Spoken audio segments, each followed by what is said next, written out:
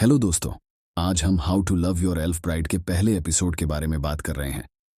इस एनिमे की कहानी एक एल्फ ब्राइड और एक डेमन सॉर्सरर के बीच है। एल्फ का नाम नैफी है और सॉर्सरर का नाम जेगन है। एपिसोड की शुरुआत में एक खतरनाक जंगल और उसमें एक कैसल दिखाया जाता है जिसमें जेगन एक डेमन सॉर्सरर रहता है। सीन में एक लड़की दिखाई जाती है जिसे एक आदमी डरा रहा होता है। वह लड़की उसे एक थप्पड़ मारती है और उसकी खाल उतर जाती है, जिससे पता चलता है कि वह एक प्रकार का डेमन है। जेगन आता है और उस लड़की को बचा लेता है। फिर यह पता चलता है कि जेगन एक बुरा इंसान नहीं है। जेगन उसके मैजिक से उसकी कुछ मेमोरी को हटा देता है और वहां से चला जाता है। उसके बाद उसे उसका एक दोस्त मिलता है और वह बताता है कि एक आर्च डेमन की मौत हो चुकी है और उसके आइटम नीलाम किए जा रहे हैं। जब वे वहां पहुंचते हैं तो उन्हें एक एल्फ की नीलामी दिखती है, जिससे कहानी शुरू होती है। जब जेगन उस एल्फ को देखता है तो उसे प्यार हो जाता है और जेगन खड़ा होकर 10 लाख सोने के सिक्के की नीलामी में दे देता है। वहां सभी हैरान हो जाते हैं और फिर जागन को बताया जाता है कि उस एल्फ के गले में एक मैजिकल लॉक है जिसे हटाने से उसकी ताकत बाहर निकल सकती है। जेगन पूछता है कि वह क्या कुछ बोलती भी नहीं है, तो नीलामी वाला आदमी कहता है कि वह बोलती है पर बहुत कम। फिर उसने पूछा कि तुम्हें इसे लेकर जाना क्यों चाहते हो, तो जेगन एक अजीब सी मुस्कान के साथ कहता है कि यह बस मुझे चाहिए। फिर जेगन उस एल्फ को अपने कैसल में ले आता है और वह वहां बैठकर सोचता है कि उसे कैसे बात करनी चाहिए।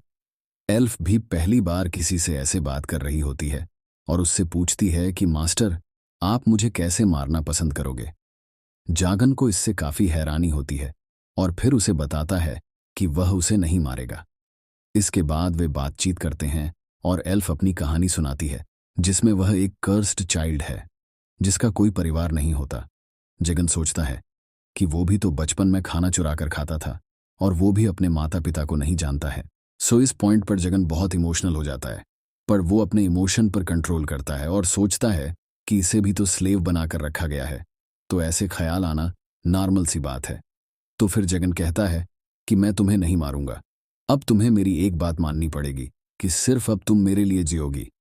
इसको सुनकर नेफी के चेहरे पर एक स्माइल आ जाती है। तो फिर जेगन कहता है कि चलो मैं तुम्हें तुम्हारा रूम दिखाता हूं। तो नेफी उसके साथ चली जाती है।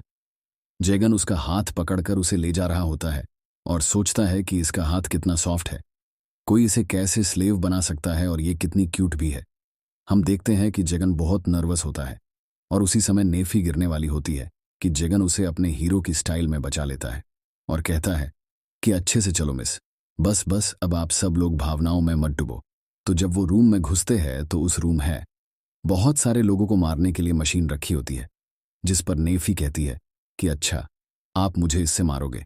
तो जेगन कहता है कि मेरा ऐसा कोई इरादा नहीं है।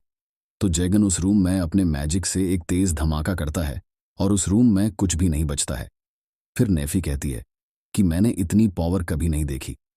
तो जेगन सोचता है कि मैं और बारबाटोस कभी कभी पूरा का पूरा कैसल खत्म कर देते हैं। और फिर सीन शिफ्ट होता है एंड हमें दिखाया जाता है कि नेफी चांद को देख रही होती है, मतलब एक चांद दूसरे चांद को देख रहा है। फिर जेगन आकर कहता है कि क्या तुम्हें चांद पसंद है। अगर आपने वीडियो देख ली है तो बिना लाइक किए मत जाना। Subscribe for more content. Have a good day.